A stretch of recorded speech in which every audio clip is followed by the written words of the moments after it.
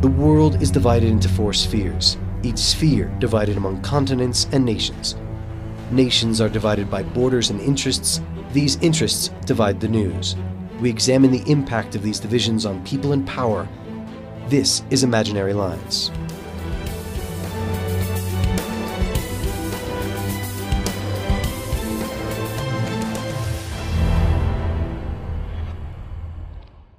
Welcome to Imaginary Lines. I'm your host, Michael Fox.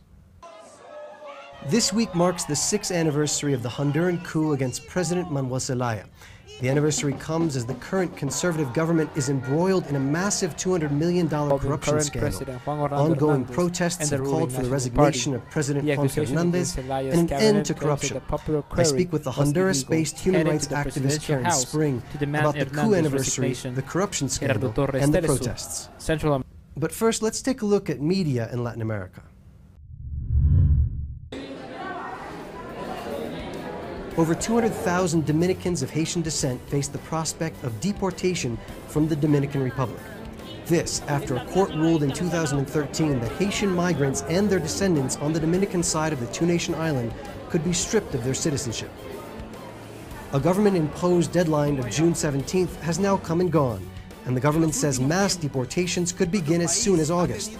There's been widespread indignation surrounding this policy that will potentially see people who have built a life in the DR return to a land with which they have no real connection. Media outlets have rightfully identified the role racism against black Haitians is playing in this affair. What most have missed, however, is how this racism was nurtured by the US-sponsored dictator of the Dominican Republic, Rafael Trujillo, who portrayed Haitians as backward Africans. Immigration policies throughout the world are not crafted on humanitarian grounds, nor are they made with border protection in mind. They're designed in line with the labor needs of a country. In fact, many people of Haitian descent currently in the Dominican Republic were brought over by previous governments seeking low-cost labor to work on sugar plantations and agricultural fields. But immigrants are not seen as expendable resources everywhere.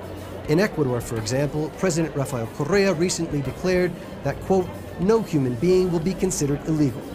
The statement runs counter to a worldwide trend that has used the international movement of people as a scapegoat for the structural problems of a global free market. This time, it's the Dominican Haitians who have become the victims of the xenophobia.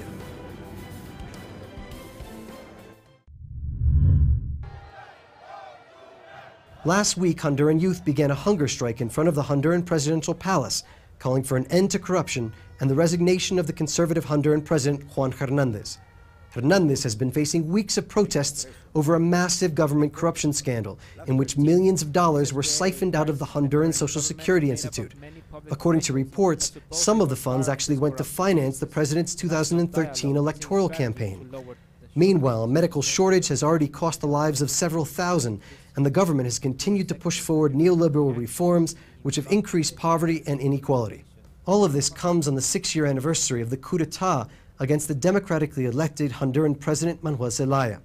Karen Spring is a human rights activist and the coordinator for the Honduran Solidarity Network. She's lived in Honduras since just after the 2009 coup. Karen, thank you so much for joining me on Imaginary Lines. Thank you very much, Michael, for the invitation. So Karen, June 28th is the 6th anniversary of the Honduran coup. What's the legacy of this coup today in Honduras? So basically the coup, what it did is it propped it up.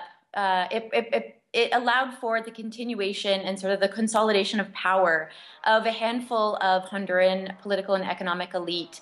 We're talking about around 10 to 12 families that have traditionally run the country and dominated the economy and dominated the Honduran National Congress. And so what the coup did is it sort of reaffirmed the power that handful of families have.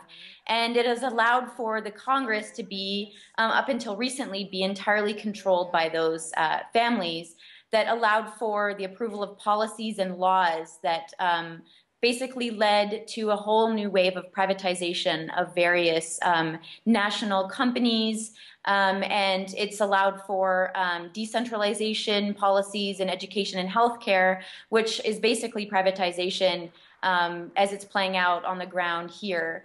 And it also, it's really important to mention that these families and this current economic system receives a lot of support, unconditional support from the United States government. Let's talk about this current corruption scandal. How close is it to actually affecting the current government? And even if Juan Hernandez steps down, will that actually change anything? So there are thousands of people taking to the street all over the country in various cities that you would never expect protests, or I've never seen protests happening there or heard about them. From large cities to medium-sized cities to the heads of the different departments in the country. And everybody seems to be asking for Juan Orlando Hernandez, the Honduran president, to resign. But it's unclear if that's actually going to happen. He maintains his power. There doesn't seem to be any discussion of Juan Orlando Hernandez resigning. In fact, I think that last week he was in Europe signing various deals with different governments, trying to attract more investment into Honduras while all these protests are happening. So I don't see the protests being able to achieve the resignation of the president.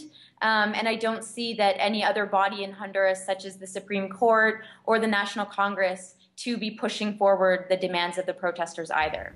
Where do you think these protests could be going? I mean, if the final demands, which is the resignation of the president, aren't met, where could this be headed? If the president doesn't step down and they're unable to install a SECIG in Honduras, then I'm not really sure what's going to happen here, because it doesn't seem to be a very structural analysis of the fact that corruption, although it is a huge problem, it's inherent to the neoliberal model that is just so strong here in Honduras. I want to go back to this question of the neoliberal reforms of the current government.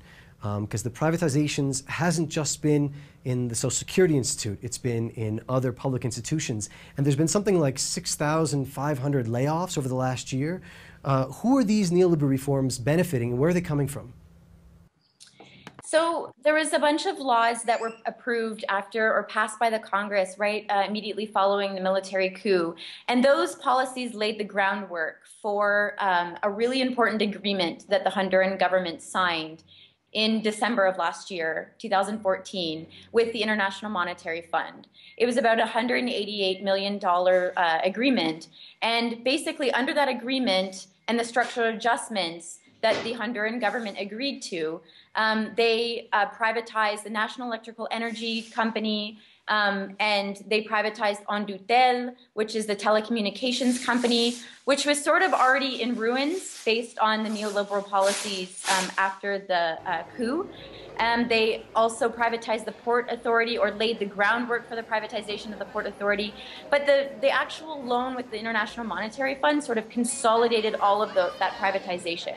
And so that is sort of what has happened with the Social Security Institute, and that is probably one of the biggest privatization projects of the IMF and the World Bank and the Honduran government, and also the privatization of the National Electrical Energy Company, which also comes right after and as a result of the International Monetary Fund and their structural adjustments. So what are the consequences on the ground of this? How is it affecting everyday folks, workers across Honduras? So there's been a whole series of layoffs from the time, about a month or two before the Honduran government signed the loan with the International Monetary Fund. They laid off, I think, about 2,000 workers from the telecommunications company and from the National Electrical Energy Company, and from various, and several hundreds from various different Honduran institutions. And then now it was recently announced this month there will be more layoffs in the National Electrical Energy Company, which is now privatized. And so this has had, and the National Institute of Social Security as well, will have huge impacts on people.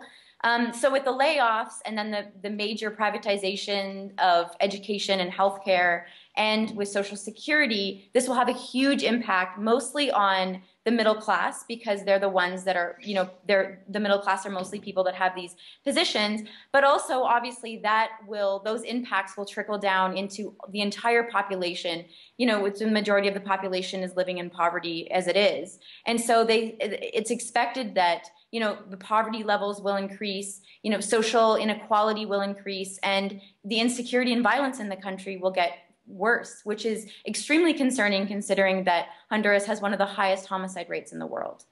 So together with this privatization of public resources in Honduras, we're also seeing this militarization of society.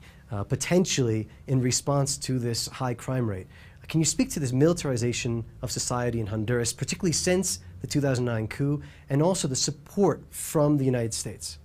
So talking about militarism, there's a policy, very specific policy promoted by the Honduran government, but that gets unconditional support from the United States government. Constant police and military aid and training and equipment that is, provided by the U.S. government in Honduras, and it's it in fact increased since the military coup.